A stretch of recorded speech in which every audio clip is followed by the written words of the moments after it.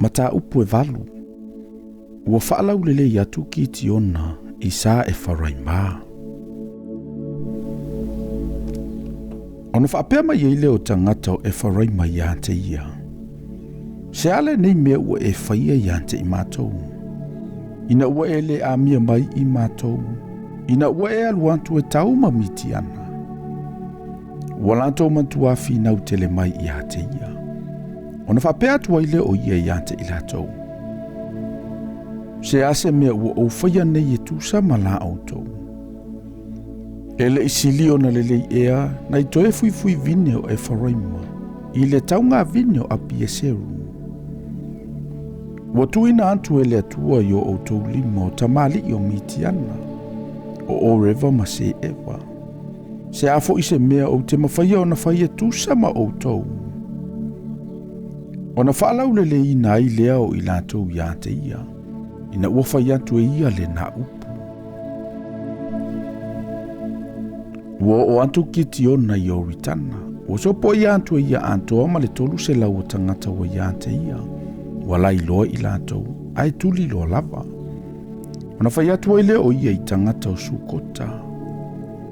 I autou avane ni poto i areto i le nuu o muli mai i ate au. A waa lai loa i latou, a o au. O te tuli loa atu lava i a seva, masale muna o tupo mitiana. Ona whapea mai e leo ali o sukota. Pa ua e maua nei ea o seva masale muna. Mātou te avatua i me e ai mau au. Ona whapea antu ai leo ki ti ona. Atuina mai e Jehova o seva masale muna i lo ulima.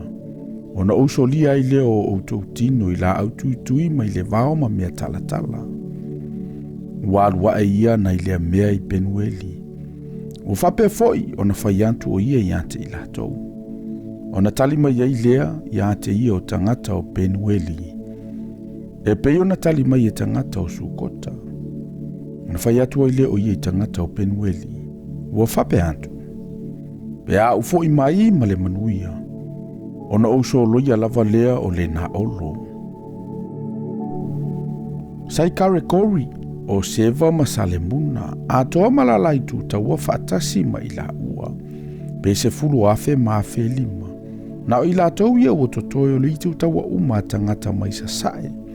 A wana fasia tangata e whai pelu se lau afe ma afe lua fulu. O na rua eile o kiti o na ile ala o e ua mau i fale ia i sa sae. O nopa ma ya ke pea. O na fasia ile e ia o litu taua, a wasa anofo talanua lava litu taua. Wa so sola fo i seva masale muna. O na tulilo atu le e ia yante i la ua. Wa ia maua lava o tupo mitiana e to olua. O seva masale muna. Wa ia faanga teteina le itu taua uma. O na fo i mai leo kiti o na le antali o yoasa mai le taua. Wa uiane i lea engo heresa. Na mawele ia o le tasi taule ele o tangata o Sukota. Wa ia fesili ia te ia. O na tusi eile e ia iante ia li o Sukota mo lantu utoia ina. O tangata e toa fitu nga fulu ma le toa fitu. Na aluatua eile o ia i tangata o Sukota ua whaape antu ai. Whaauta o seva masale muna na utau e mua mai ai au. Ua whape mai. O ua e maua nei e o seva masale muna. Mātou te avatua i mea e ai mau tangata ua lai loa. O na ave ile e i o toe ino le a ai. Ma la aututui mai le vao ma mea talatala ua iao ai na ai tangata o Sukota. O na solo ia le e i o le olo Penueli. Ma ua fasioti tangata o le a ai. O na whaiatua ile o ia ia seva masale muna.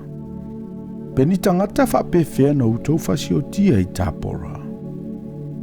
O na la whai mai ai lea. E peio o e sa whapea foi i latou. E taitasi ma aulele e peini alo se tupu. Na whaiatua i lea o ia. O uso ia. O tamalo utina i latou.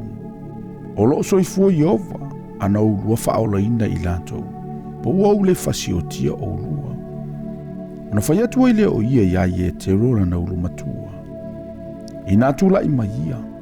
Ma e fasiotia i la ua. Aua le se i le tamala na pelu ne ua fefe o ia. Aua o le tama lava ia. Ona fai mai le o seva ma Salemona. Ina e tu la i mai ia oe. Ma fasi ante i maua. Aua e pei o le tangata e whape fo ilo na malosi. Ona tu la ia tua i le o kiti ona. O ia fasi o tia seva ma Salemona. Ona ave ese i le e ia o mea na asoa ai i ua o ala kamela. Ona fai atua i leo tangata o Israelu ya kiti ona. Ia e pule i ante i matou. O oe ma lo watalii. Ma le atalii o lo watalii. Awana e whaolaina mai i matou ai lima o mitiana. Ua fai mai kiti ona i ante i latou. O te le pule i ante outou. E le pule fo ilo watalii i ante outou. E pule lava Jehova i ante outou. Ua fai mai fo i kiti ona i ante i latou. O te ole antu i ante outou i le tasi mea. I outou au mai i ante au. E taitasi le tangata ma le mama o ana lava vete. Awasa i ante i latou o mama auru. Awa o sa i sa mai eli i latou. Ona fai atu ai leo i latou i ate ia. Mātou te avatu lava. Ona latou folosia leo le ofu, malafo ia i taitasi le tangata ma le mama o ana lava vete. O le mamafa o mama auro na i ole antu ai. O se keli auro i e tasi le afe ma le fitu o se lau. A e tu ia o mea na aso ai, ma mama i talinga. Ma ofu pa uli na ia i tupo mitiana. A toa ma filifili auro sa i ua ala kamela. Ona fai ai le kiti ona o le e fota. Ua tua ia ia ilana a aio o fiura.